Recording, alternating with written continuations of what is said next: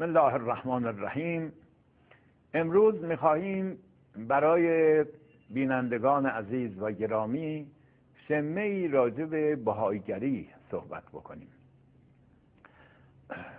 اول من عرض کنم که رفتار خشونت آمیزی که بعضی ها با بهائی‌ها کردن مایه تأسف است و ما به کلی و 100% مخالف با این رفتارها هستیم. بهائی‌ها در ایران شهروند ما هستند، حق بهره برداری از حقوق شهروندی دارند و این خشونت‌ها موافق با اسلام نیست.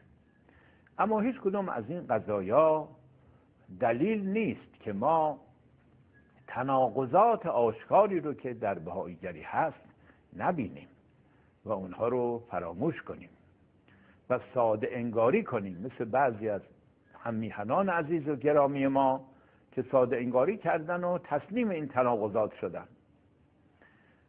تناقضات همیشه تردید آمیز، یعنی حالت تردید آمیز ایجاد میکنن. انسان نمیدونه به کدوم طریق بره مگر اینکه خودشو اصلا به بی‌تفاوتی بزنه و دین یک امری است که با ایمان و با اعتقاد و با آرامش قلب رابطه داره. بنابراین نباید تناقضات درش باشه که مایه حیرت و تردید و اضطرابه. علی محمد باب اولین کسی است که ندای بابیگری رو بلند کرده در دیانت بهایی و از او شروع شده. این شخص متاسفانه تناقضات بسیار گفته، به خودش اقرار کرده به بعضی از تناقضات.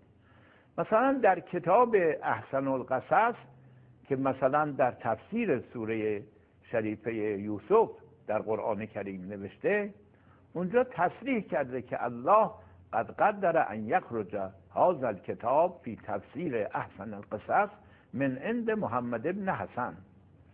خدا مقدر کرده که این کتاب در تفسیر بهترین داستانها از قرآن کریم از سوی محمد ابن حسن عسکری بیرون بیاد به وسیله من که ذکر و باب او هستم. بعد شروع کرده سلسله نسب محمد ابن حسن رو که مهدی شیعه است تا حضرت علی ابن ابی طالب شمرده. بنابراین تصریح کرده که من فقط ذکر و باب او هستم و اوست که مهدی موعود، همطور که شیعیان معتقدند. ولی پس از مدت کوتاهی خودش ادعای مهدویت کرده و اصلا محمد ابن حسن رو انکار کرده. و مضحک این است که بهانه‌ای که آورده، ببینیم این بهانه چیه. اون بهانه عرض کنم که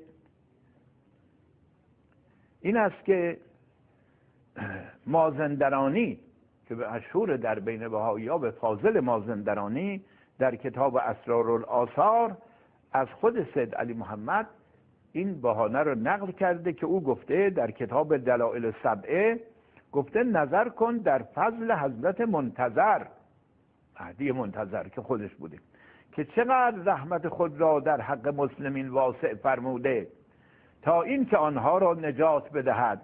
مقامی که اول خلق الله هست و مظهر ظهور انی انا الله، که گونه خود را به اسم بابیت قائم آل محمد ظاهر فرمود و به احکام قرآن در کتاب اول تفسیر سوره یوسف حکم فرمود تا آنکه مردم مضطرب نشوند از کتاب جدید و امر جدید.